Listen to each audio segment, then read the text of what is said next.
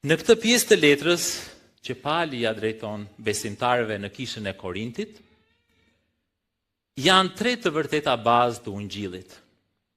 Krishti vdiq. Krishti u varos. Krishti u ringjall dhe i ringjallur ju shfaq shumë vetave. Le të shikojmë këto të vërteta. Së pari, Jezu Krishti vdiq. Çfarë dëshmitarësh ka për këtë? Cilët janë ata? Ungjillit tregojnë për njerëzit e shumë që ishin të pranishëm në kohën kur Jezusi u kryqëzua.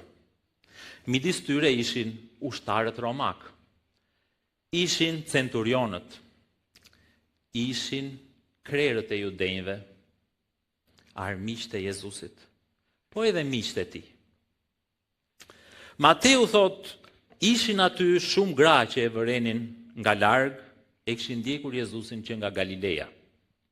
Marku thot po ashtu, gjithashtu edhe gra që e shikonin nga larg, mes tyre ishin Maria Magdalena, Maria nëna e Jakobit të vogël dhe të Josës dhe Salomeja.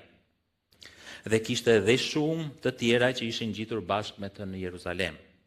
Luka thot, por të gjithë të njohurit e tij dhe gratë që e kishin ndjekur nga Galileja. Nëna e tij dhe motra e nënës së tij, Maria e Kleopas dhe Maria Magdalena. Madje në këmbët e kryqit ishte edhe dishepulli që Jezusi e donte, të cilit i tha, ja nëna jote, dhe nënës së tij i tha, ja biri yt. Ishte Gjoni vetë. Të 4 ungjillit shkruajnë shprehimisht se Jezusi dha frymë dhe e bëri këtë para një morie dëshmitarësh, siç i përmendëm më sipër. Gjoni e thot kështu.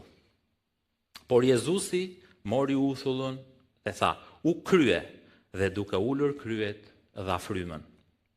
Duke qenë se ishte dita e përgatitjes që trupat të mos qëndronin në kryq në shabat, sepse ai shabat ishte një ditë me rëndësi të veçantë, judejt i kërkuan Pilatit që atyre t'ju thyeshin kërcinjt dhe t'i hiqeshin që andej. Kjo bëj që të kryqëzuarit të mund të vdisnin më shpejt. Për shkak se në kryq mund të mbështeteshin dhe t'i jepnin pak ngritje trupit që të mund të merrnin frymë. Qofse nuk e bënin dot këtë gjë, vdekja do ishte shumë e shpejtë, nuk do arrinin të merrnin frymë. Dhe prandaj e kërkuan që t'ua shpejtonin vdekjen sepse po arrinte shabati. Por kur erdhën, ushtarët erdhën dhe ja thyen kërcinjt të parit dhe tjetrit që ishte kryqëzuar me të. Por kur erdhën te Jezusi dhe si pan që ai tashmë kishte vdekur, nuk ja thyen kërcinjt. Por njëri nga ushtarët ja te i shpoi brinjën me një heshtë dhe me një herë i doli gjak dhe ujë. Dhe ai që e ka parë ka dëshmuar për këtë dhe dëshmia e tij është e vërtetë. Dhe ai e di se thot të vërtetën që ju të besoni.